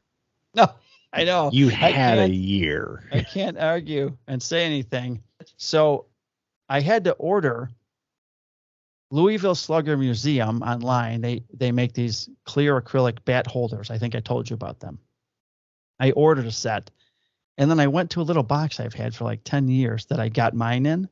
And there's a brand new set in there that I didn't know I had. So I have them here. And then I bought red felt, or what do you call that stuff? It's not called felt. There's a special word for it. The stuff that flocking. Oh yeah, the flocking. So I bought red flocking. I call it velvet. Okay. It's like suede, corduroy. I don't know. So I was going to ask you a question because I went to get the oak. I was going to get, like I told you, I was going to get maple today because the bat is maple, and I showed you the bat for those who didn't see it. So I wanted to just do a plain maple case, and I asked him if he wants a window or like does he want a door to open on the case? So it's going to be roughly, the bat's 36, I think. Oh, it's 34. I say he's swinging a 36er. He should be because he's a big boy, but this is a 34. Like a 34, 31 would. 34, 32. 32. Yeah, it's a little bit heavier. So I like just the clean maple look, right? So I wanted to make the case like this. Well, they didn't have enough maple for me. So I bought red oak. And I think I'm just going to use like a poly on it and not a stain. Maybe keep it clean. But my question to you was, I'm going to cut it tonight. First of all, I know this is bad. I bought the wood today and I'm going to cut it today, and you should never do that. It's only been in my shop for a few hours. It should be in the shop for like 2 weeks so it can acclimate. But since it's probably kiln dried because it's surfaced 4 sides already, I'm going to hope it doesn't warp on me bad. You should be fine. I mean. So my question to you is, as I make this box, right? Back, bottom, top, and 2 sides. I don't know if I'm going to just butt join it with glue and brad nails, or should I cut the 45s in each piece of wood and then tape them? You know how you tape them together? So right? I'm afraid to do that with wood I just bought. I might try it on a piece of pine that I have laying around just to like mock up a small one. Because I want to make sure the interior of the box is 6 inches deep, which means the outside is going to be 7.5 because you got 3/4 inch on the back and 3/4 inch face frame on the front. So, but I want the inside to be 6 inches, and I want the certain height to be. So my question to you is, because I've never done these kind of joints before, the ones where you just miter 45s and put where you just together. Like bevel everything and then fold it in on each other. Yeah. So I would just add 1.5 inches to the width of the wood and then cut the 45s on the table saw, and then the inside interior should be the 6 inches I want, right? Basically, that's simple. I would think so. Okay. And then you just lay it all out on the table and curl it up like with tape. Yeah. The only thing that's going to be a pain in the ass is you have to bring the sides up one way and then sides up from the other way. Just the versus like back, say like a hexagon shelf where you just kind of roll it up. So it's going to have the 2 sides, the top and bottom and back, and then the face frame I'm going to build separately, and then I have to put plexiglass in the face frame. What if I butt join it with Craig screws and I put the felt on the inside and you don't see the screws? You do that. What if you kind of did a hybrid of that, right? You kind of, if you butt joint the back on, but then the sides are mitered in the corners. So that way when you're looking at it, right, it has a nice mitered look to it instead of butt jointed together. But the back is connected either with a butt joint or you could rabbet out a groove. I thought about rabbeting, I think that would look pretty good. I thought about the sides, the bottom and the top, all put a 3/4 of an inch in, a rabbet all the way around, and it sits on the back. You know, the back slides into that.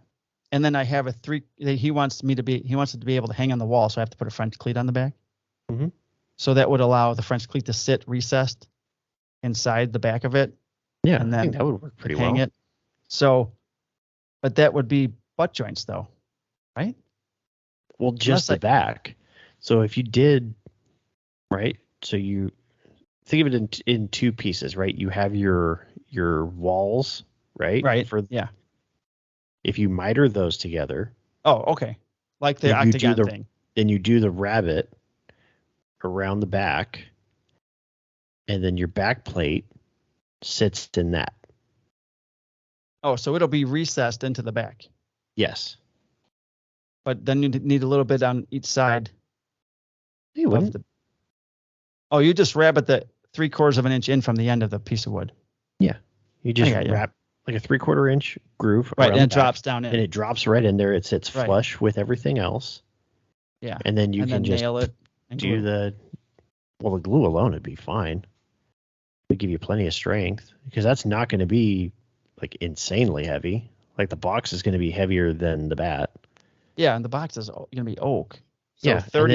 and then you can put the cleat on it, and it'll sit just fine. I think I'm going to do it like the inside will be 36 inches, so there'll be a little bit of buffer, an inch on each side, and then okay, that's an idea. Thanks. I haven't taken a long time to plan this out. I did a little drawing, but I have to cut it all tonight. It'd be nice if I cut it and get it glued. And then I bought a cool round magnet, not a rare earth magnet, but you drill with a Forstner bit, drill into the cabinet itself, sink this in there, and then the other one goes with the Forstner bit inside the face frame of the door. The door is going to be basically a face frame with glass. And so when it closes down, it'll stick. And I bought 3 small hinges. I'm not going to mortise them in or anything. Just going to put them up on top. And then a small handle in the middle, basically. So he'll be able to lift it up when he wants to get the bat out. And then the red flocking inside. Other question was, only put red flocking on the back, or should I also do the sides? I would do just the back. Okay.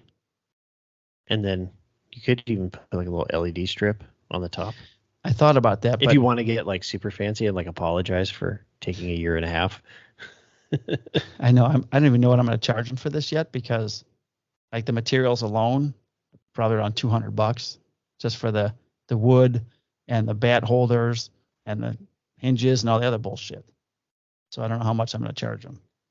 Because normally, if my materials are $200, this is a $600 gift. Yeah. That's how I do it. But I can't charge them $600 after a year and a half. Yeah, that might be a tough pill to swallow. I might just do it for experience and just pay for the materials and you're done. We're done. You know what I mean? Yeah. So that'd probably be what I did. And then I cut 3 pieces of poplar to 10 by 11 because I have to do 3 badges, engraved badges for the chief of the one police department. 2 are for deputy chiefs from another police department, and 1's for him. So I cut them. I'm looking at them right now on the edge of the bench. And they're kind of cupped a little bit, but they're going to be cut out of there. So I don't really care if the wood's kind of cupped. Yeah. I can clamp it down good enough on the CNC. But I was thinking of running it through the planer just to. Do you put the opposite? I have a sled I made. If you're to do that, I think you put the cup side up? I think you do it smiley face. Okay. Well, right. Hold on. Because you'd have to shim it.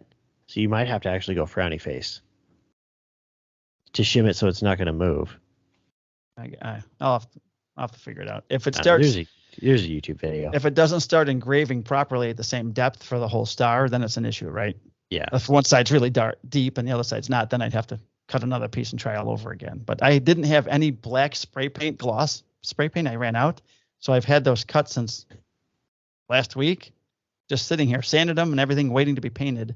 So today I picked up the paint while I was at Menards. So that's me with the shop. I received a hate speech message on my YouTube channel about I've been putting shorts on YouTube.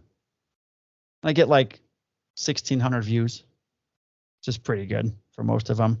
And some guy, I did one of making a red line flag, a blue line flag.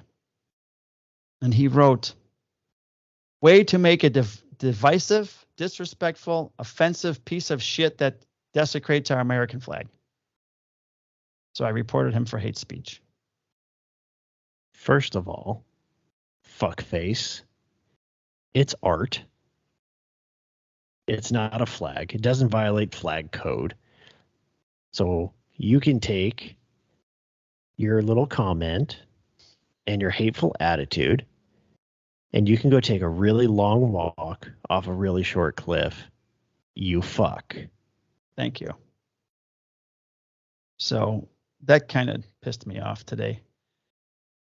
I shot the video for the lock install for Brightify. And the little electronic one? Yes. With the codes? With the codes. So it only took me about 3 hours to change out the deadbolt into the push button lock, and then they give you a decorative handle for the bottom handle, which doesn't have a lock. Okay.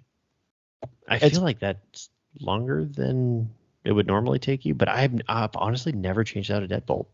Well, the deadbolt wouldn't have taken that long. The whole thing doing it together, right? Take apart my door. Yeah. And then put everything together with the new door. Now, so I got the deadbolt. So on one side is the brains and the battery, and then the outside is the keypad. Mm-hmm. And then the inside you can manually close the deadbolt. And then below it is the decorative handle, because the handle has no lock system. So my front door is also set up that way. I only had a deadbolt, and then I had a decorative handle below with the thumb button. Yeah. And then it mounts to the bottom. So it's up here, and then the handle comes out and it mounts to the bottom of the door. Yeah. The one I had was really nice, nickel plated, and it mounts to the outside of the door with just a self-tapping screw. This one's all like powder coated black and square, and then the inside handle is black and square. And the hole that you have to put a screw from the inside to hold the bottom of the handle in, not my other one. It's screwed on the outside. The new handle covered up the old screw, but now I have a new hole on the inside of the door with a black nut. Yeah. Which matches the handle, of course, above it. Which isn't the door's a piece of shit. It's from like the 80s. It's an insulated door, steel door. It's all banged up. It should be replaced. So I put this thing together. It took a few hours. I programmed it, 2 different codes, one for the code that we're going to use, and then I was going to do 1 birthday code for each of us, the whole birthday. Yeah. You can go up to 8 numbers or something. And I put one in for my wife's, and then thought, that's dumb. As a police officer, security-wise, anyone could publicly look up any of our birthdays and might guess that might be a code on your door. Yeah. Warning to people, don't do that. So I deleted that one. So I give everyone the code. This is the code. Beep, bop, boop, bop, boop, bop, boop. And I also set it to self-close in 30 seconds. Oh, no, 60 seconds after you leave. Because this is what I get all the time.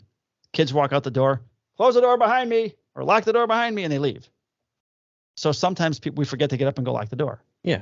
So this you can set up to from 0 to 900 seconds or something. It's ridiculous. You can have a long time. I set it for a minute. So when I tested it, if you unlock it, open the door, and then close the door, and wait a minute, it locks itself. That's pretty cool. What's not cool is the door isn't seated like exactly tight as possible. So it goes because it can't get all the way into the hole. That's what she said. Yeah. That's the first problem. Okay. And then I gave everyone the code. Well, that's not on them though. No. So then I go to bed, and then Kim and Hunter go out, and I get up, and she says, that effing door lock, we can't get it to work. And I'm like, this is the code, blah, blah, blah, blah, blah. She goes, it ain't working. So I go over to the door, beep, bop, boop, bop, boop. Error code. I'm like, wait a minute. Beep, bop, boop, bop, boop. Error code. Type in the factory setting, 1, 2, 3, 4. Door opens. I'm like, all right, this ain't good. So I'm going to have to fix this. It was on the door for 12 hours, and it lost the memory. So I was going to fix it last night, got too busy editing that podcast or editing that video because I have to release it tomorrow on YouTube. And I'm like, okay, I'll get to it tonight. So I didn't fix it yet. So now it's, if anyone wants to stop by. 1, 2, 3, 4. 1, 2, 3, 4. All right, but Only I have a a cold dummy beer would on the think- table. I'm on my way. It's like Mel Brooks and Spaceballs or whatever the hell that movie is. What's the combination to your briefcase? 1, 2, 3, 4. Only an idiot would have whatever that whole scene is. So I'm very disappointed. And in the video, I specifically said at the end, my thoughts on the lock are, we'll see. I'll do a review in like 4 months. And then like you and I discussed a little while ago, that ain't going to play, because if I got to reprogram it and then it goes out again, I got to take it all off and I'm throwing it away. Do you have any idea why it like defaulted back to the factory setting? Like, did No. the battery come loose? Four brand new batteries, and they're all tight in there. You need a master code, and then there's a personal code. Like if you came over, I can give you your own code, and you can store up to 50 different codes in it. So I can make, Brandon's code is 1867, whatever the hell. And then every time you come and visit me, you can get into my house doing that. So I put 2 codes in it, and neither one of them work. So just the factory one. So I'm gonna release the video, and then if I have to take this thing apart, I'm gonna do a follow-up video in a week. And here's the bad part about I saved my original lock system, of course. Yeah. But now I'm gonna have a hole in the door. Yeah. It's a steel door. How do I fill that? Just put a screw in it on each side to bolt. Weld. Fill it with a weld. I have a welder in my house. It sounds like you're going to have to get a brand new door. Well, I do need a brand new door eventually. We need a whole new door there's your package. excuse. But You I don't have the probably money also for it. reach out to the company and say, "Hey, I'm having this issue too." they're- That way you give them the fair chance of course. like, "Hey, let's make this right." I'm gonna reprogram it, and if the same thing happens again, I'm gonna send them an email saying it's forgotten the memory code 2 times. I'm taking it off my door, and then I'm walking through Menards today, looking at all their, push button locks, and they're all like over $200. I'm sure this lock system is not $200. Well, what's the brand? It's Brightify. Brightify. Let's see here. Gee, I don't It's know how to spell spelled that. common spelling. Bright. Bright. Hi-Fi. Hi-Fi. Yes. Let's see. They have a bunch, I guess. Brightify Lock. That's Yeah, the company. There's a lot of things on here. Shop Brightify on Amazon. Let's see if I can find this lock system for you people. Here it is right here. Electronic keypad deadbolt. This is it. This is actually it right here. The front door handle itself was $56, but the whole kit, which would be the deadbolt, keypad lock, keyless entry lock, keyed entry, auto lock, door lock with handle, front door handle sets, I got to read the whole thing. How much is it? $160. Okay. I should have gotten in satin nickel because that's what I had before. But $160. This is exactly what I got. You can get just the keypad deadbolt for $52. What do the reviews look like? Easy to install. 3.5 stars. Out of 5? Yeah. Lock feature 3 out of 5. Battery life 3 out of 5.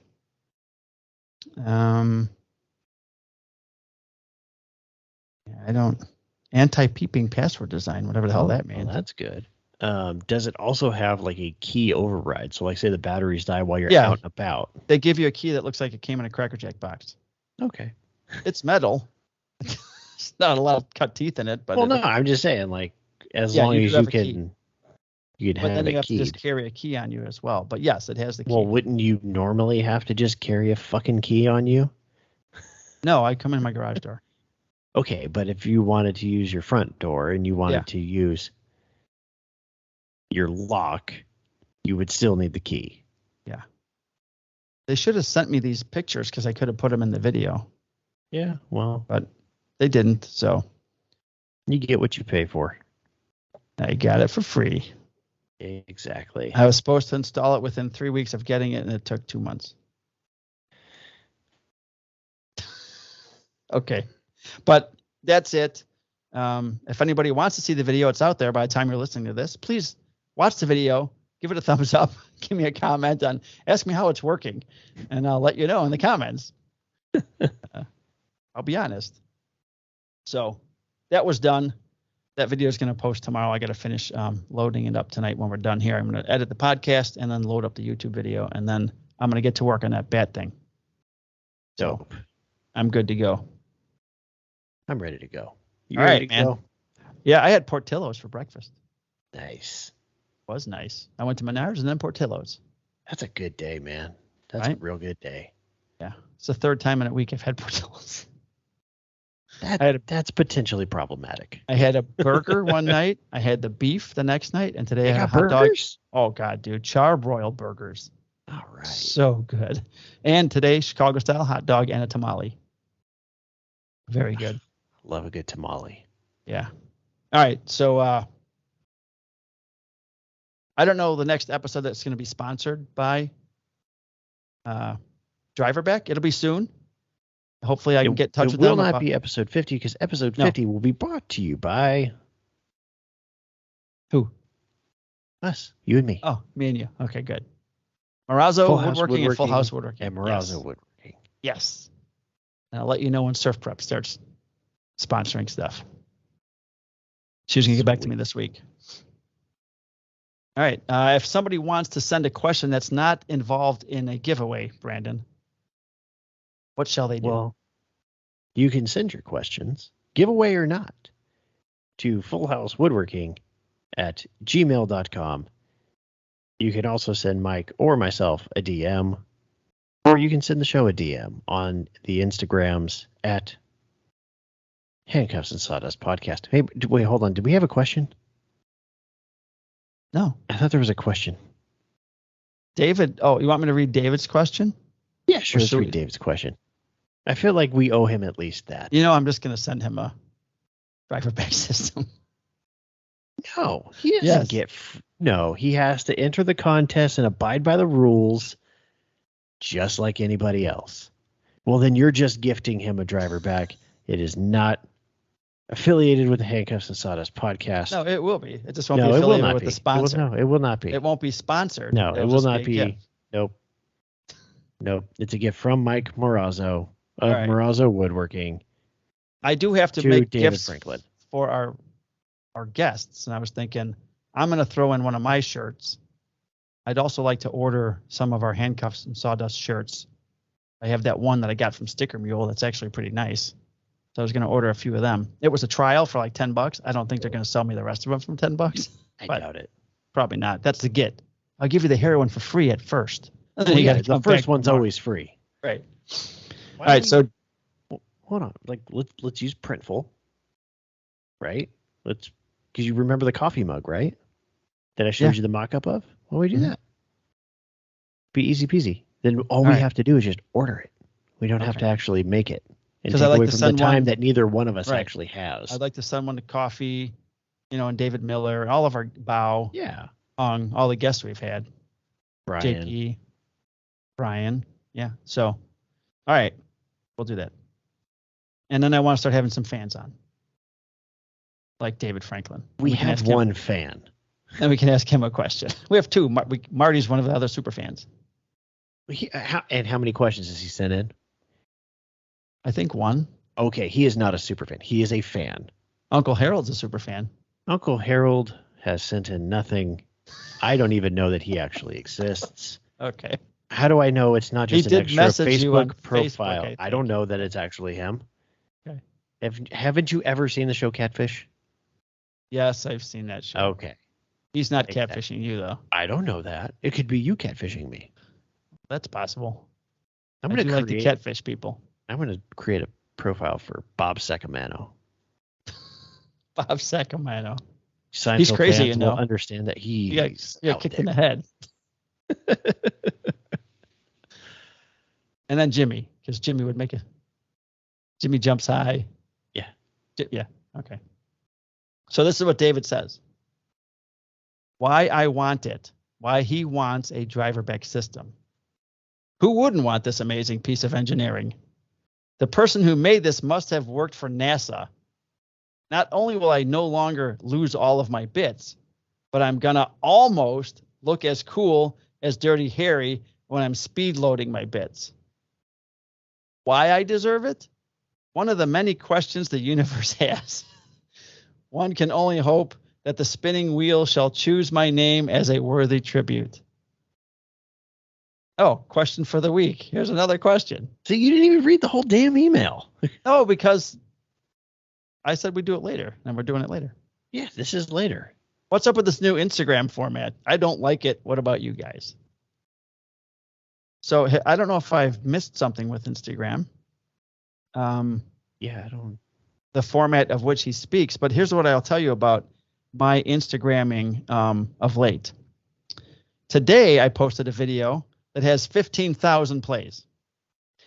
Yesterday, I posted a video that has 9,600 plays. And then the one previous to that had 10,000 views. And the one I did of the CNC with the stars being cut out, that's 15 seconds long, 23,000 views. I've never had this much success on Instagram in my life. Okay. I don't know what's going on. So last week I did a couple of reels. We all know how big I am in the reel game. Yeah. So I posted one where it was like, coming into the sign that's all glued up and then coming out and you see it. That has 4,391 plays as of right now, which I was like, dude, that's so cool. Like that many people. Right. That's crazy. Then I posted another one the following day of a Lazy Susan spinning. That's all it was. 3,720. I know. Like, what the hell? I don't That's get good it. though, because I'm picking up followers too. I'm not 10 picking days. up followers, but like even the spinning Lazy Susan, 161 likes. That's awesome. The sign, 32. People like shit that just repeats. This makes no sense. Mesmerizing. Yeah. I don't understand it. See, this is why I get so frustrated with social media. Because like for a while there, I was really trying, and just like nothing would happen. And then like the other day, I was like, I'll post a couple reels. I've posted maybe 4.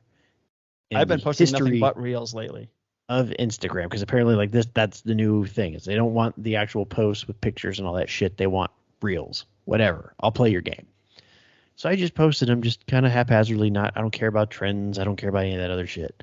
Just posted it. And like those are the results. This is why I don't do it more. Looking at that stupid CNC star video thing, 23,000 views. I don't. Holy shit! It's 15 seconds long. It's 4 stars cutting out on the CNC. Yeah, but I've gained maybe like 10 followers in the last week. I'm sitting at 1,899. All right, getting close to two grand. Dude, I've been sitting at 1,800 for a while. I would love to get to 2,000. I'd love to get even higher, but I'm not going to take the time to post every single fucking day. It's just I don't have it in me. It's a lot of work. Yeah, I have a job that takes up enough of my time. I just don't know how many of my friends have gone from when I met them and we got to talking and stuff. We're around the same to being like 30, 40, 50,000 followers, and I'm still at 3,200. I don't know how that works. Well, I love seeing good people succeed. So I love it's the great. fact that, like, I just don't know how it works. David Miller for the longest time. Like he and I were kind of like neck and neck with the follower account stuff. Now he's got 35,000. And then he just kept posting reels. Yeah. And it was like every day, and like good on him, because he has absolutely exploded. And in my opinion, there's very few people who deserve it more.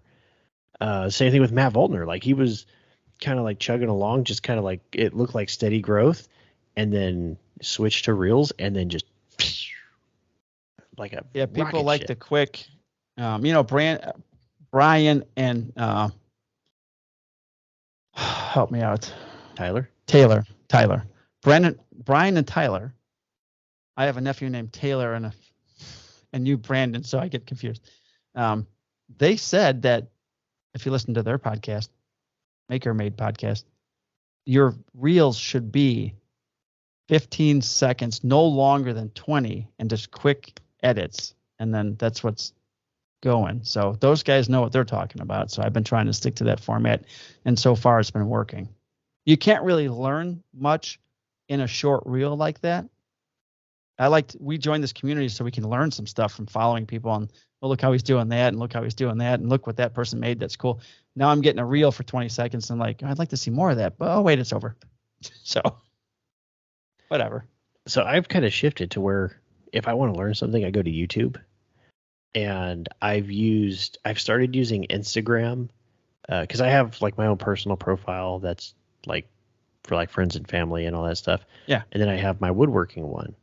I have found myself using the woodworking one more and more just as the more time I've spent in this community, that more and more of these people are becoming like friends. Right. So I use it as just like, oh, that's a really cool thing you did. If I want to know more about it, I'm going to watch your YouTube video. Right. Because it seems like 90% of the people have also the YouTube half. Yeah. I don't. I probably won't. It's a lot of work to do both. Yeah. And I have no interest in video editing. It seems really hard. I love doing that stuff. See, and I have no interest in it. It seems really hard and difficult, and I don't want to learn it.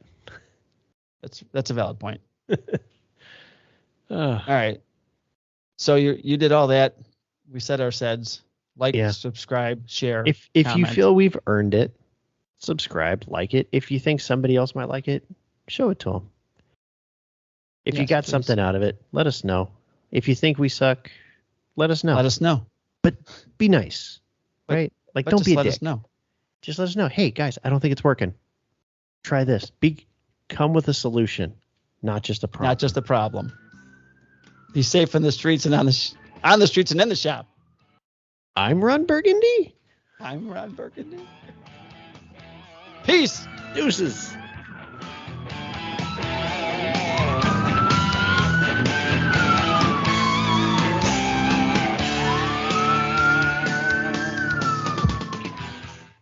Nice, jamming out with a guitar solo.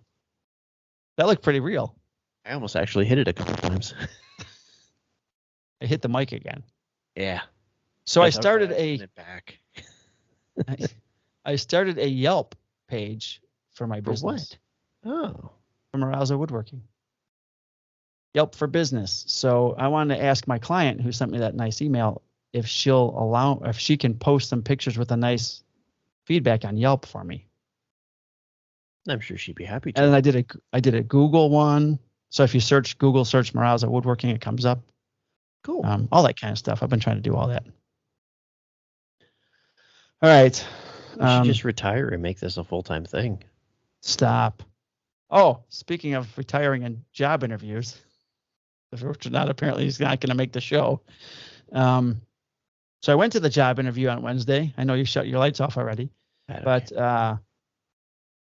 so I walked in. Now, this was for a police services technician for video stuff. Okay. All right. Video evidence and management and storage and all that stuff. So I go in there, and there's a round robin, 2 deputy chiefs, I think a lieutenant, and the HR woman. First thing I said to him was, hey, you guys just poached a rookie from us, because they just took our rookie who's quitting and going to their department. I said, he's a chef, so make sure he cooks for you, because he never had a chance to cook for me. And they started laughing. He's a chef? I go, yeah, he's a chef, like a chef, classically trained chef or whatever.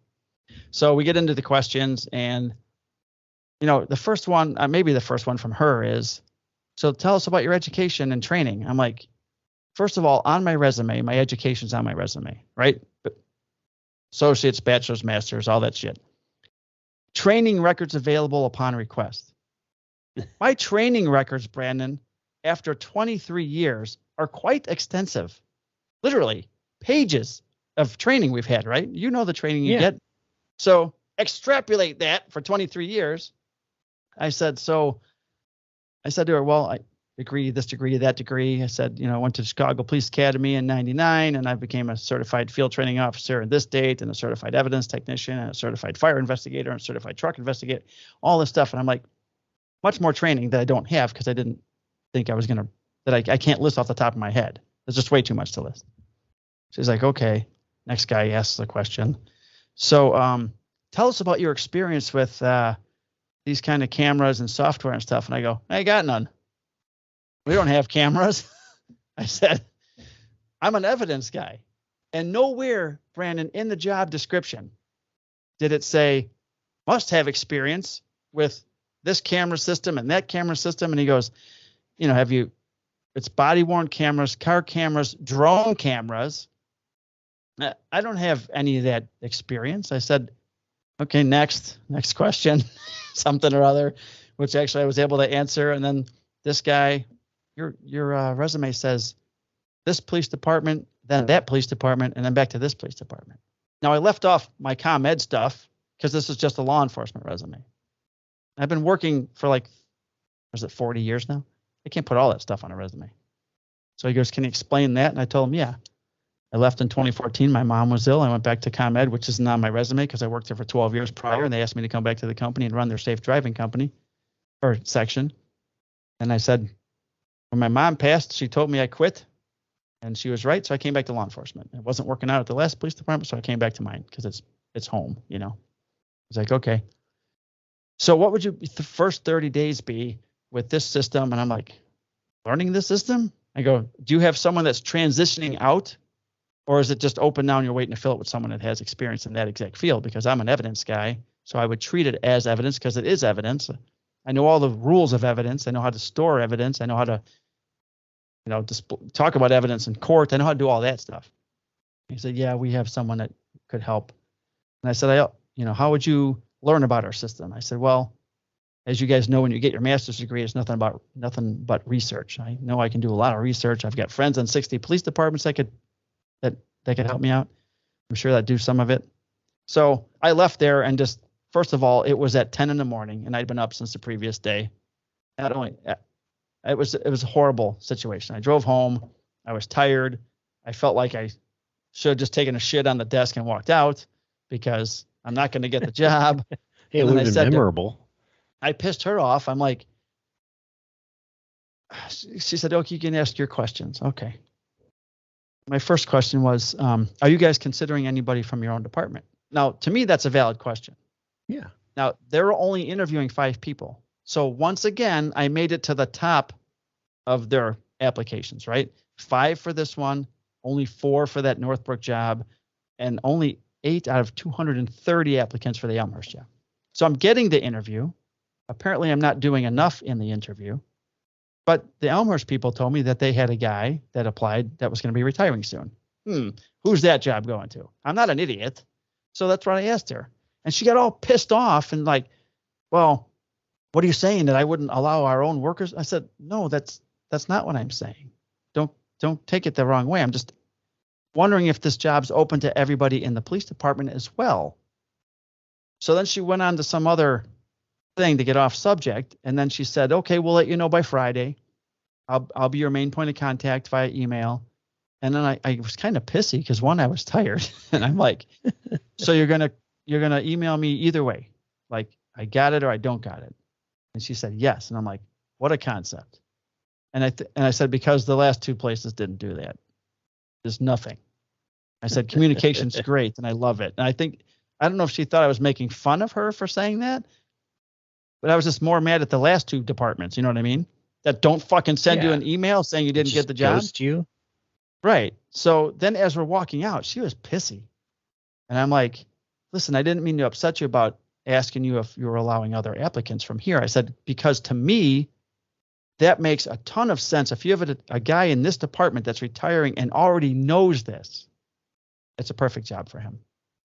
And she said, no, I didn't understand your question, and that would be a perfect job. But I said, okay, thanks. And I fucking left. And then there was a guy in the lobby. I saw a guy walk out before me, old dude, another old dude in the lobby waiting as I walked out.